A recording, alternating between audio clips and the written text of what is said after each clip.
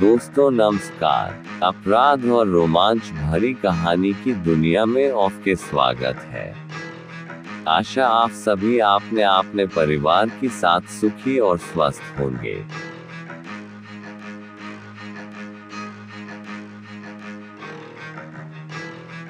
वह 30 अगस्त 2022 का दिन था। उस समय सुबह के 8 बज रहे थे।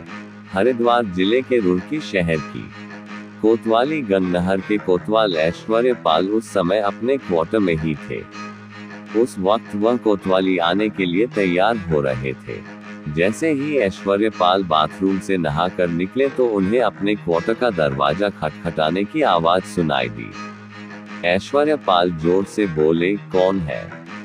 तभी गेट की दूसरी तरफ से आवाज आई, सर, मैं थाने का मुंशी संतोष हूँ। इसके बाद ऐश्वर्य पाल ने मकान का दरवाजा खोलते हुए संतोष से पूछा, सब कुछ ठीक तो है? नहीं सर, काफी देर से कंट्रोल रूम से वायरलेस पर एक मैसेज लगातार आ रहा है। मैसेज में बताया जा रहा है कि अपने थाना क्षेत्र सालिया मंगलौर बाईपास पर सड़क के किनारे एक युवक की गर्दन कटी लाश पड़ी है। सर, क्षेत्र में लाश के मिलने का मामला थोड़ा गंभीर है। संतोष बोला, ठीक है संतोष, तुम कोतवाली में फोर्स को तैयार करो, मैं 5 मिनट में वर्दी पहन कर आता हूँ। ऐश्वर्य पाल बोले। इसके बाद संतोष चला गया।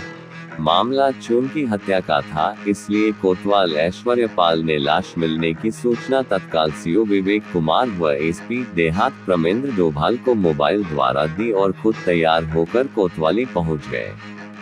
इसके बाद कोतवाल अपने साथ एसएसआई धर्मेंद्र राठी, एसआई पुनीत दसौनी, विक्रम बिष्ट, महिला थानेदार अंशु चौधरी तथा सिपाही इसरार व भूपेंद्र को लेकर घटनास्थल की ओर चल पड़े। घटनास्थल कोतवाली से महज 8 किलोमीटर दूर था, अतः पुलिस टीम 10 मिनट में ही मौके पर पहुंच गई। कोतवाल ऐश्वर्य पाल ने देखा कि मौके पर काफी भीड़ थी तथा वहां पर आसपास के गांव वालों की भीड़ युवक की लाश को घेर कर खड़ी थी। वहां खड़े लोग इस लाश के बारे में तरह तरह की बातें कर रहे थे। पुलिस को देखकर वहां से लोगों की भीड़ छंटने लगी थी। ऐश्वर्य पाल ने लोगों से पूछताछ करते हुए पहले मृतक की पहचान कराने का प्रयास किया, लेकिन सभी ने पहचानने से मना कर दिया। मृतक की उम्र यही कोई 30-32 साल थी। इसके बाद एसएसआई धर्मेंद्र राठी ने मृतक की जेब में रखे कागजों को चेक किया। उसमें एक आधार कार्ड मिल गया। वह आधार कार्ड सतवीर पुत्र कुलवीर निवासी शिव मंदिर के पास एकड़ कला थाना पथरी हरिद्वार के नाम से था। पुलिस ने आधार कार्ड पर प्रिंट फोटो का जब मृतक के चेहरे से मिलान किया तो पाया कि वह आधार कार्ड मृतक का ही था। इसके बाद पुलिस ने मृतक के घर वालों को थाना पथरी के माध्यम से सूचना भिजवाई। अभी पुलिस मौके का निरीक्षण ही कर रही थी, तभी वहां सीओ विवेक कुमार, एसपी देहात प्रमेंद्र डोभाल तथा क्राइम इन्वेस्टिगेशन यूनिट के प्रभारी जहांगीर अली भी पहुंच गए। पहले इन अधिकारियों ने मृतक सतवीर के शव का बारीकी से निरीक्षण किया। मृतक के गले पर धारदार चाकू से रेतने के निशान थे तथा उसके कपड़े खून से तर थे। एसपी देहात डोभाल ने लाश का निरीक्षण करने के बाद पोस्टमार्टम के लिए राजकीय अस्पताल रुड़की भेज दी। कोतवाल ऐश्वर्य पाल को कुछ दिशा निर्देश देने के बाद श्री डोभाल और विवेक कुमार वापस लौट गए। आधे घंटे बाद पुलिस ने सतवीर के शव का पंचनामा भरकर उसे पोस्टमार्टम के लिए राजकीय अस्पताल रुड़की भेज दिया था। दूसरी ओर सीआईयू प्रभारी जहांगीर अली ने आसपास लगे सीसीटीवी कैमरों की फुटेज चेक करनी शुरू कर दी। लगभग 2 घंटे तक काफी मशक्कत करने के बाद पुलिस को जानकारी मिली कि जिस जगह पर सतवीर का शव मिला था, वहां रात के समय एक यूपी नंबर की बोलेरो गाड़ी देखी गई थी। उस गाड़ी की जानकारी हासिल करने के लिए पुलिस ने मुजफ्फरनगर की छपार थाने की पुलिस से संपर्क किया था और बहादुराबाद के टोल प्लाजा पर लगे सीसीटीवी कैमरों की फुटेज को भी चेक किया। उस फुटेज में बोलेरो गाड़ी में सतवीर अपने 2 दोस्तों के साथ रुड़की की ओर आता हुआ दिखाई दे रहा था। यह फुटेज देखने के बाद पुलिस ने राहत की सांस ली थी। सतवीर की लाश मिलने की सूचना पाकर उसके पिता कुलवीर, मां, बड़ी बहन व भाई दोपहर 12 बजे राजकीय अस्पताल रुड़की पहुंच गए थे और जैसे ही उन्होंने मोर्चरी में सतवीर के गला कटे शव को देखा था तो फफक कर रो पड़े। सतवीर के घर वालों को बिलखते देखकर वहां खड़े काफी लोगों की आंखों से आंसू छलक पड़े। सतवीर के मां, बाप, बड़ी बहन व भाई का रो रो कर बुरा हाल हो रहा था। उनके रिश्तेदारों ने दुख की इस घड़ी में उन्हें किसी तरह से शांत किया था। इसके बाद कोतवाल ऐश्वर्यपाल ने जब सतवीर के पिता से मामले की जानकारी ली तो उन्होंने बताया कि सतवीर का मुख्य काम एकड़ कला में खेती का था और वह खनन का काम भी करता था। कुछ समय पहले वह पंजाब में भी खनन का काम कर चुका था। सतवीर अपनी पत्नी नवनीत उर्फ नीतू तथा 2 बेटों के साथ खुशहाल जिंदगी जी रहा था। उसकी किसी से कोई दुश्मनी भी नहीं थी। पिछली शाम को सतवीर घर से पैदल ही निकला था। उसने घर पर बताया था कि उसके कुछ दोस्त बाहर से आए हैं।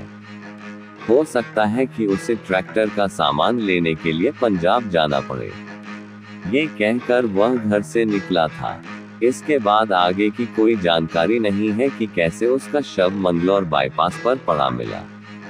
पुलिस ने सतवीर के पिता कुलवीर की तहरीर पर सतवीर की हत्या का मुकदमा अज्ञात हत्यारों के खिलाफ आईपीसी की धारा 302 के तहत दर्ज कर लिया और सीआईयू की टीम के साथ जांच शुरू कर दी थी। शाम को सीआईयू ने बहादुराबाद टोल प्लाजा की रुड़की रोड की वह फुटेज सतवीर के पिता को दिखाई थी, जिसमें Satveer Bolero number UP 12R 8409 में अपने 2 दोस्तों के साथ जा रहा था। कुलवीर ने सतवीर के एक दोस्त को पहचान लिया था। वह सतवीर का दूर का रिश्तेदार गुरुसेवक देओल निवासी मधपुरी, जिला बिजनौर था।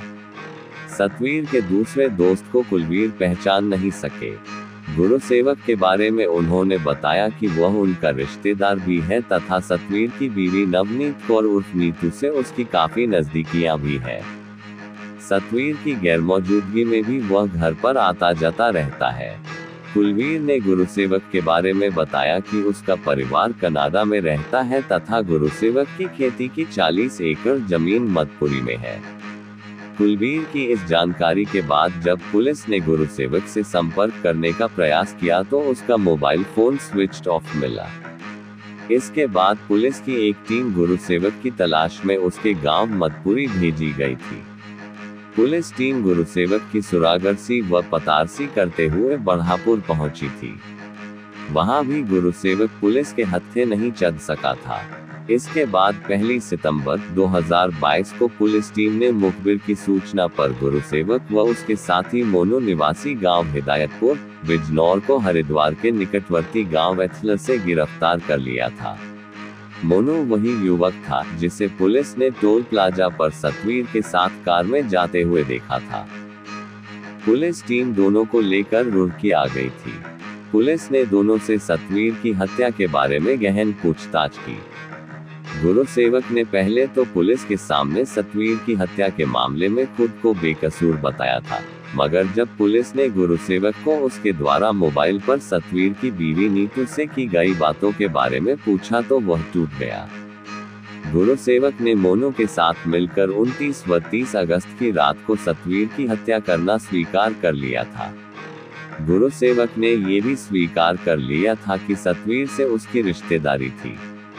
इसके अलावा पिछले 3 सालों से सतवीर की पत्नी नवनीत उर्फ नीतू से अवैध संबंध थे। मेरी और नीतू की योजना काफी समय से सतवीर को रास्ते से हटाने की थी। गुरुसेवक ने पुलिस को आगे बताया कि सतवीर कुछ दबंग किस्म का आदमी था और अक्सर नीतू को परेशान करता रहता था। उसने बताया कि एक बार उसने किसी नकाबपोश से सतवीर पर फायरिंग भी करवाई थी, जिसमें वह बच गया था।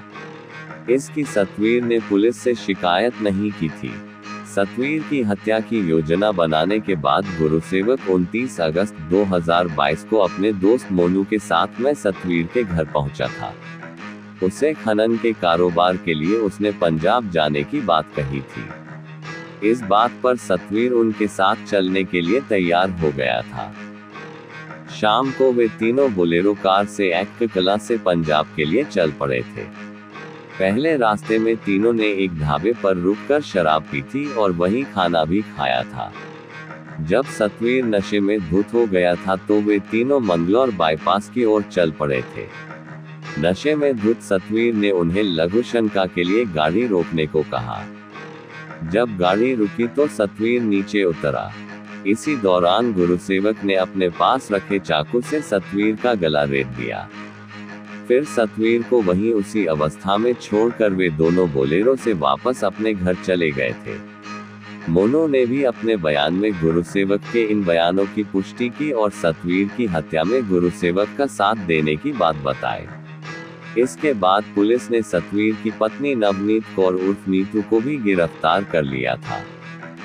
पुलिस की पूछताछ में नीतू ने भी पुलिस के सामने सतवीर की हत्या की योजना में शामिल होने की बात स्वीकार कर ली। 1 सितंबर 2022 को एसपी देहात प्रमेंद्र डोभाल ने कोतवाली गंज नहर में आयोजित प्रेस वार्ता में सतवीर हत्याकांड का मीडिया के सामने खुलासा कर दिया। श्री डोभाल ने इस हत्याकांड को खोलने वाली पुलिस टीम व सीआईयू की टीम की पीठ थपथपाए और उन्हें 2500 रुपए का नकद पुरस्कार देने की भी घोषणा की। सतवीर की पोस्टमार्टम रिपोर्ट में मौत का कारण सांस की नली कटने तथा ज्यादा खून बहना बताया। सतवीर के परिवार में उसके मां, बाप, एक भाई, एक बड़ी बहन तथा पत्नी नीतू सहित 2 बेटे हैं। अवैध संबंधों के कारण जहां नीतू ने एक ओर अपना हंसता खेलता परिवार बर्बाद कर दिया तो दूसरी ओर वह खुद भी इस हत्याकांड में शामिल होकर सलाखों के पीछे पहुंच गई थी। तो दोस्तों, ये थी आज की कहानी। आशा कहानी आप लोगों को पसंद आई होगी। मेरा रिक्वेस्ट है कि प्लीज मेरा चैनल को सब्सक्राइब कर दे ताकि ऐसी रोमांचक कहानी में आप तक पहुंचा सकूं। Thank you.